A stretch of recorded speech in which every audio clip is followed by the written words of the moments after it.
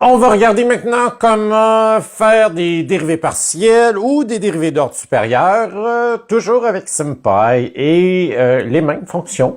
Une dérivée partielle, on se souvient bien, c'est quand on a une fonction avec plusieurs variables. Comme ici, on a les classiques, là, les variables x, y, z. Et ici, on ne dérive seulement que par rapport à y. Donc, on traite x et z comme de vulgaires scalaires. On va le faire à la main.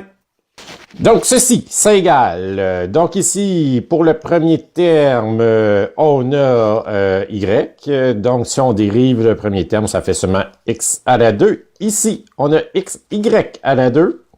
Donc, ça va faire 2z, y. Et ici, il n'y a pas de y. Donc, ça fait 0. Donc, la réponse de cette dérivée partielle-là, c'est x2 plus 2zy. Donc, comment on fait ça sur SymPy? Eh bien, c'est simple. On l'a déjà vu, comment faire ça. On utilise exactement les mêmes fonctions. C'est juste que ici, notre f, notre expression symbolique, a 3 variables symboliques en elle. Et vous dites de seulement dériver par rapport à y dans la fonction diff. Donc, on va aller vérifier notre réponse ici sur SymPy. J'ai bien sûr importé SymPy, donc on va définir nos variables symboliques. On commence à être très habitué de faire ça. Et ici, on va définir notre équation qu'on veut dériver partiellement par rapport à y. Donc, on avait x à la 2 fois y plus z fois y à la 2 plus x fois z. On avait ça ici. Et on va stocker notre dérivée dans EQD ici. EQ.diff par rapport à y. Et on va regarder à quoi ressemble EQD. On a x à la 2 plus 2 fois y fois z. Ça ressemble pas mal à ce qu'on avait développé ici. Donc, vous voyez, c'est très simple.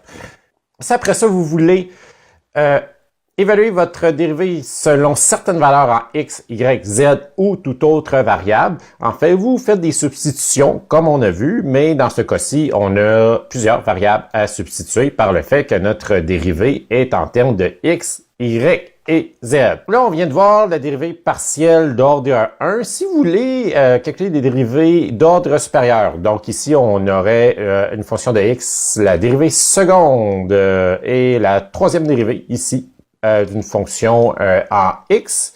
Eh bien, c'est très simple en fait. Ce que vous faites pour calculer des dérivées d'ordre supérieur, c'est à la place d'écrire juste un x, comme dans ce cas-ci, on veut dériver en x, vous écrivez x, virgule x, donc ça veut dire qu'on veut dériver 2 fois par rapport à x, et un troisième x pour dire qu'on veut dériver une troisième fois par rapport à x. Et c'est la même chose si vous utilisez la fonction derivative de SymPy.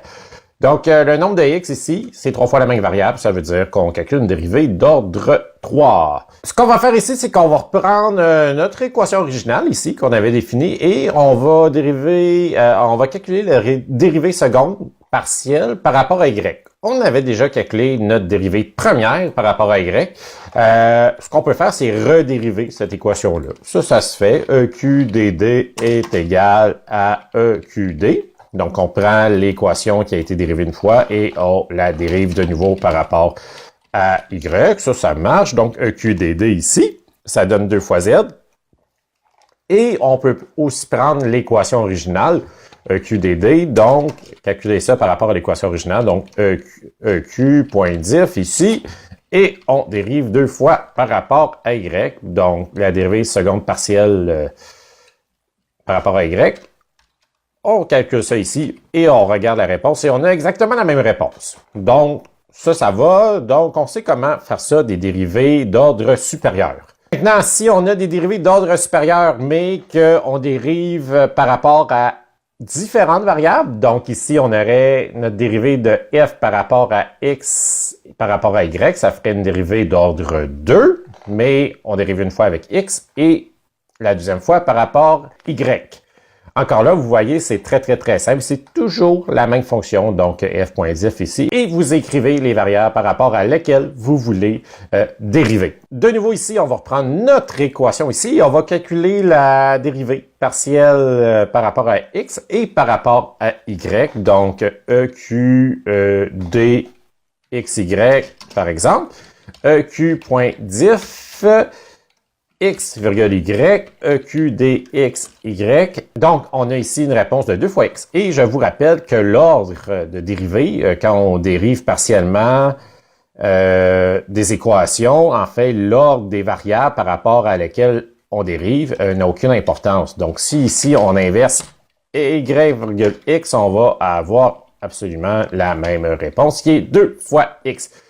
Et supposons maintenant qu'on veut dériver une fois par rapport à y et 2 fois par rapport à x. Encore là, c'est très simple. Donc, eq.diff, on peut écrire x, y, x. On va regarder notre réponse. C'est supposé donner 2. Oui, en effet. On aurait pu prendre ici notre résultat de EQDXY et le dériver une troisième fois, cette fois-ci par rapport à x. Donc, on peut, c'est équivalent. Donc, si on écrit ça ici, EQDXY.diff par rapport à x.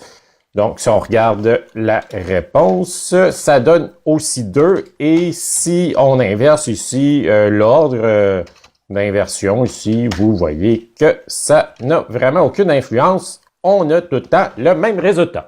Alors voilà, je crois que c'est pas très compliqué, là, dériver partiellement des équations par rapport à des variables. Ça se fait assez bien.